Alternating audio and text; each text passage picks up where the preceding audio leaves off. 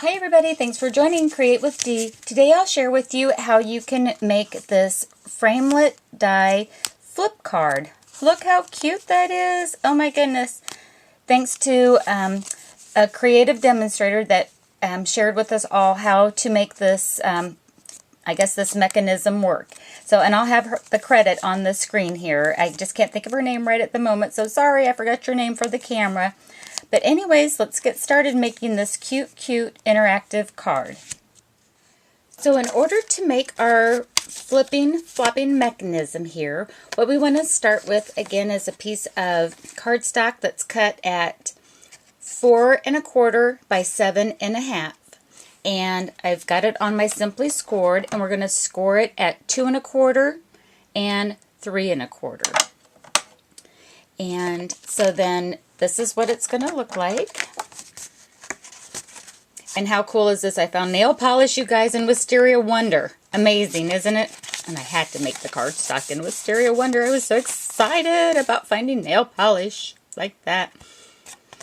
Okay, so here's what this looks like with the score lines at 2 3/4 and 3 3/4. Just a second. To make the mechanism that allows it to flip-flop, what we need to do is pick our size of die that we want on our framelits, the label collection, and I'm picking the 4th largest side on this, and this is what we're going to use. And how to make the mechanism so that it moves freely but yet stays attached is we need to cut it so that the space in between our score lines is not cut. And to do that technique, what we want to do is take our framelit and we're going to take the center of it and put it on the 2 3/4 inch score line. So I'm centering the points of this die, so that's the halfway mark, onto that score line. And I'm going to take my top acrylic plate, line it up with the score line. That way it's only going to cut the section that's got the double layer on it, and run it through my Big Shot. Oops, we'll get it started here a little better. There we go. Oops, sorry, it's going to jiggle that up. Okay, so now we can take that off, and I'm going to flip around my platform and do the same thing on the other side. Now this is the side that's where the score line was at 3 3/4. Again, take my top plate, line it up with that score line, and run it through the Big Shot with all of the tabs closed.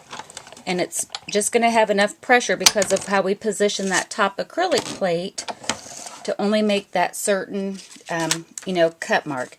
So now when we remove our framelit, what we have is the mechanism in order to do some more decorating, or to have the movement of the card. So then what you can do is, I made other layering embellishments, and that's going to get layered right on that. But I'm going to go ahead and put some designer paper on each side before I put that down so you can see the finished card. Just a second, please. To put our designer paper down, we need to make those same cutouts as what we have here onto our card base. And so the trick that I found I like the best is I went ahead and, I lined it up. And I tried at one time to put the designer paper all on it and cut 2 layers, but when you fold everything, it kind of bunched things up, and I didn't like how it looked. And so I am going to cut the pieces out and then cut again. And this is going to make sense here in just a little bit.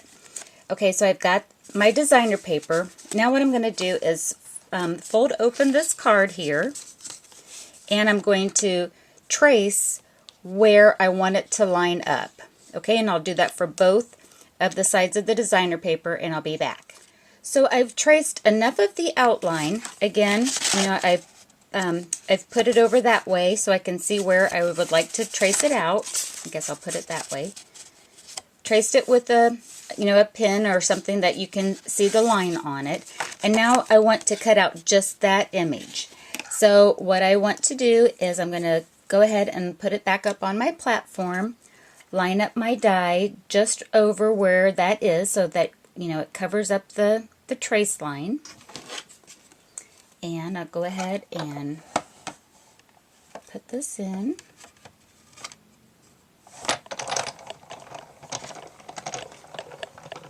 Excuse my arm across the camera. And when we get all done, we've got that wedge cut out. And now I can put that on my layering piece there. So I'll do it with the other side, and then we'll put the embellishment on. So then I've made embellishment pieces just with different layers of the Labels Collection Framelit and the sentiments from Petite Pears. And the one that I want to show facing forward, you'll want to go ahead and collapse your card and place it accordingly. So that's going to be our front of our card. Then we'll open it up to reveal the back side. I already had some adhesive on it. And then that's where we're going to put the second part of the Petite Pear sentiment. And now when we fold it up, look how cute. Oh my goodness. Is that not adorable? And so cheerful. So that's another way that we can use our framelits, is to make this little flip card using that technique that I just shared with you. Thanks everybody, and happy crafting. Bye-bye.